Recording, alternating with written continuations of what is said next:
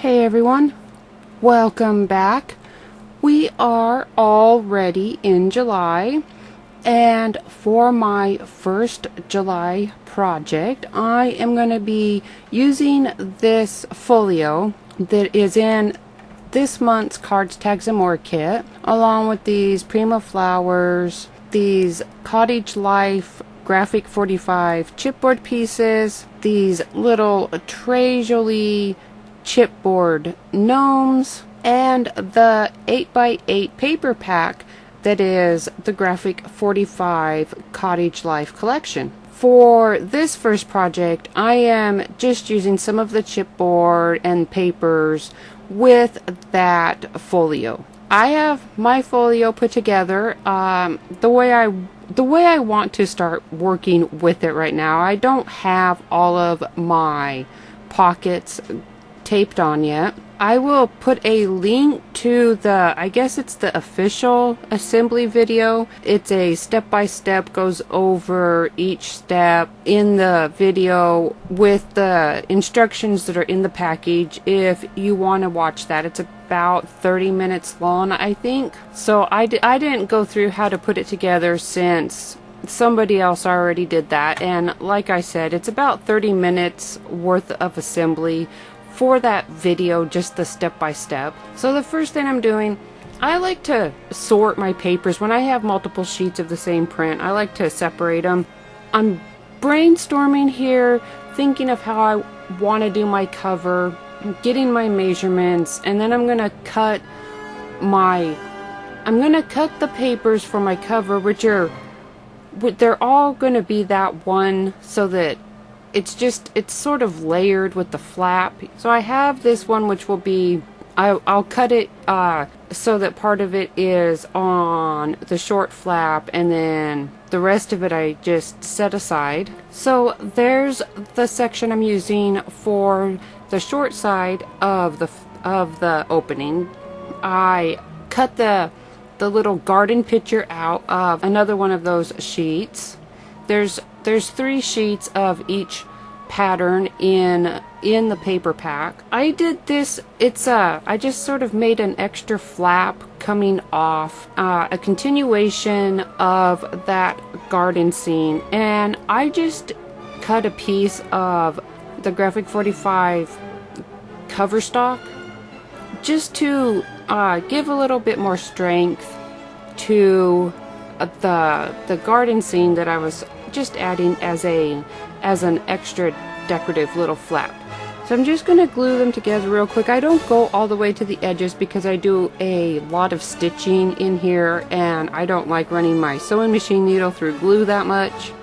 For the decorative pieces, especially if I'm going to have stitching on them, I just use my Scotch ATG and maybe a little bit of art glitter glue just to hold them together, and then I add my stitching. When I did put the folio base together though, I did use my stronger double-sided tape like it is recommended in the video, and well, I don't know if it's recommended in the instructions, but they do recommend the stronger tapes in the video. So now I am coming back in, and I do use the 3rd sheet of this paper, and I cut this one so that it'll cover the whole flap that is underneath, and that way I have like the whole picture on one, and then my short flap has the partial picture, and then I have my little extra flap with just the garden scene coming out. So I was very careful. I wanted to make sure that my cuts were the same, and so that it would line up when everything closed up. And there you have that piece, which will cover that large flap, and then my short flap cover, and then that extra little garden scene that I'm going to stick off the edge. And then just to add some decoration to my papers. I run them through the sewing machine. I used a maroon thread and just do a simple straight stitch all the way around, and then I just use my scissors and rough up those edges, and then I come in and I'm going to ink all of my edges with the aged mahogany distress ink. And then to have the backside of that paper match what would be the backside if it wasn't on the flap, I just cut out the coordinating part of that little piece right there. I actually lined it up, even though you can't see it because the other piece is on the flap, but I did actually line it up, and I do have it lined up on there and everything kind of pieced together, just so that backside of my little extra flap has a finished surface. Alright, this is why I did not attach my pockets, and that was so that I could get the pattern paper that I was using on the pockets and then stitch them to the pockets. The pattern paper that I put on the pockets is the only ones that I do. I do the distressing and the inking before I do the stitching, so then I can just stitch them on and then attach the pockets when I'm ready. All of my other sheets, I do my stitching first, and then I do my distressing and the inking, and that's just so that the distressed edges don't get squished when they go through my sewing machine, or I don't get the extra little bits of fuzz, or the rough edges don't get caught up. And now I am just going through, and some of the pieces I have finished already, and I'm putting everything in place, and I'm just using my paper clips to hold everything where it's going to be at, so that I can get everything together and just see how it's going to look. I took this opportunity to put my front piece together, and I did use my 1-inch double-sided tape. It's a strong adhesive, and I did it for this flap just because it is sticking out, and it's really not attached to anything, and it could get pulled on during opening, so I wanted to make sure it had good adhesive to the edge of the short piece and to its bottom layer. So right now I have my inside flaps ready. I have my hinge pieces in place, and I have all of the pieces that I'm going to use on the outside ready. So now I just go through and I pick out all of my papers and I get them cut down to size. And there's nothing attached in here yet. I just have all of my pieces paper clipped where they are going to be going.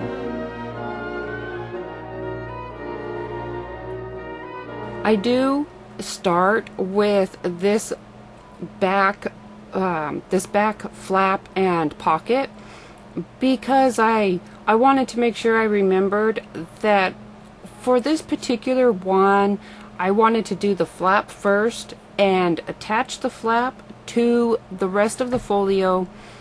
That way I could put the back piece on and cover that little edge of the flap hinge. So the sheet that I used on the front of that flap, I stitched to the flap, and then I just glued down the underside. Then I very carefully just line it up and get it even with the top of that folio and make sure that it is in place. I finish inking and stitching on all of my pieces and then just start the assembly process.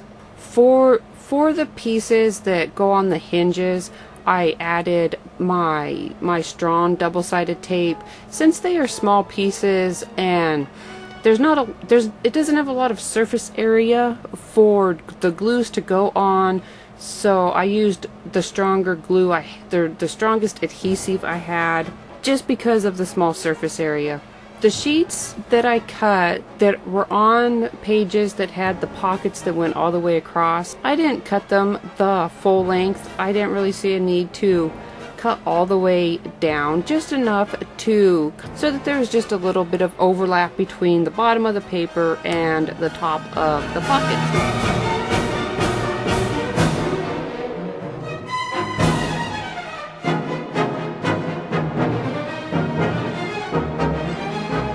On these two pockets, I have one layer that covers the whole pocket, and then I just cut two of the little cards out of one of the sheets and added it on top.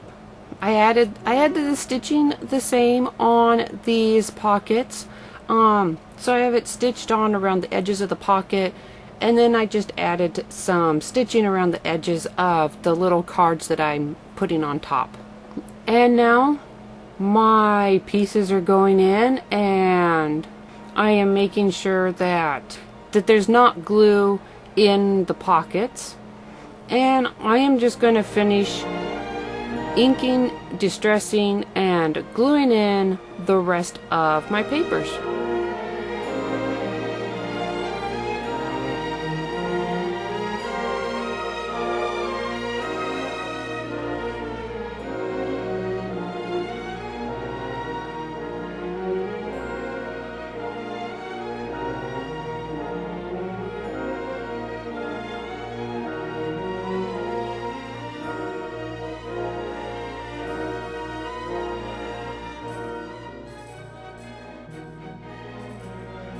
And then, because this is the flap that will be getting lifted, I do add my 1-inch double-sided strong adhesive tape, just so that I know that that paper will not peel up.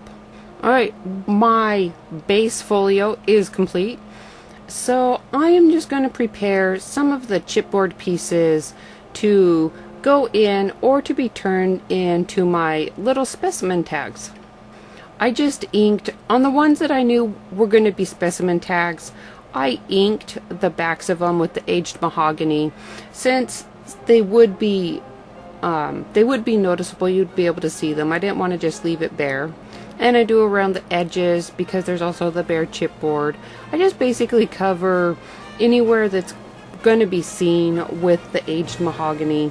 On this larger piece, I can use my my little sponge blender tool, but on the smaller pieces I used a smaller blending brush to do the inside edges.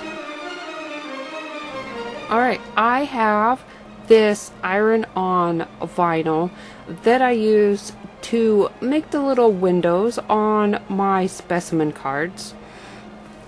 This iron-on vinyl, it has one side that's got a light adhesive to it, which would be the side you would normally put against the fabric you were ironing it onto. For my specimen labels, I just put the two adhesive sides together and sandwiched my little flowers in between. I cut 2 pieces of vinyl for each size tag, trimmed them down. I wasn't too careful about the trimming because they are going to get ironed together. I just wanted to make sure that they didn't stick past the outside edges of the little chipboard frames that I was going to be using for those specimen tags. And there they are. I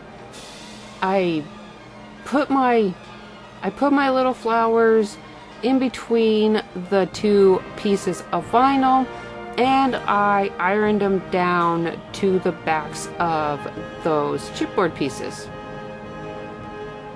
These are all just little flowers that are from my yard, so I know they don't have any pesticides or anything on them. And I had dried them last month sometime, so I thought this would be a good opportunity to get them used.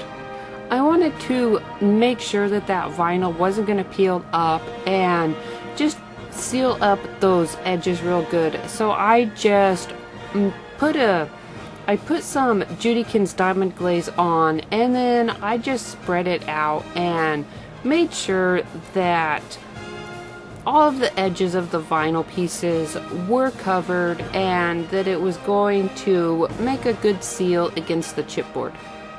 I just went to my stash and grabbed up a few brads just to pop in some of the holes.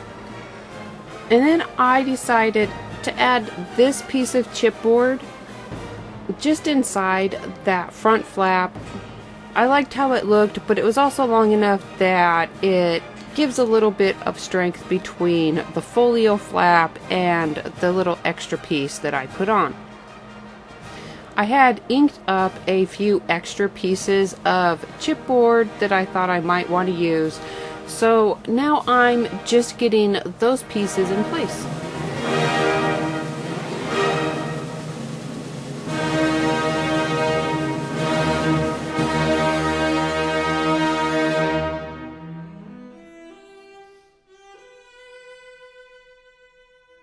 I just typed up some specimen cards real quick, and I had originally printed out on a 4x6 sheet of photo paper so that I'd be able to know where it was going to print at when I put my other pieces on.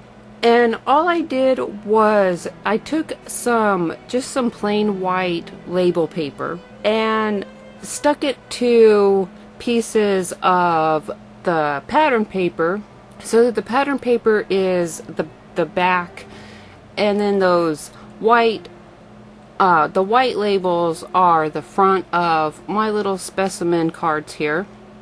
And I added stitching around them and inked them and distressed them just so they would go with the rest of the folio.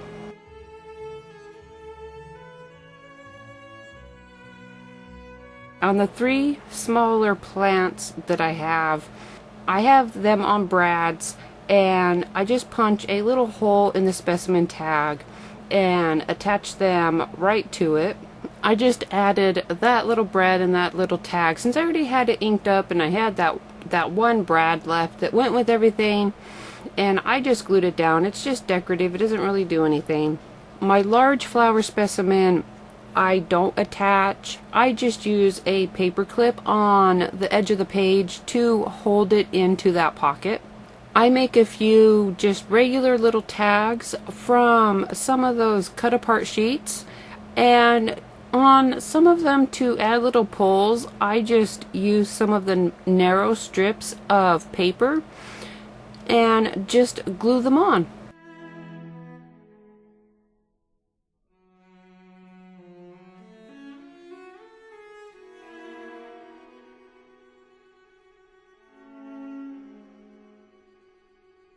I do the same thing with these 2 larger cut apart pieces, and I just make a wider strip and glue it on the top so that it will stick out and be able to be pulled out of the pockets easier.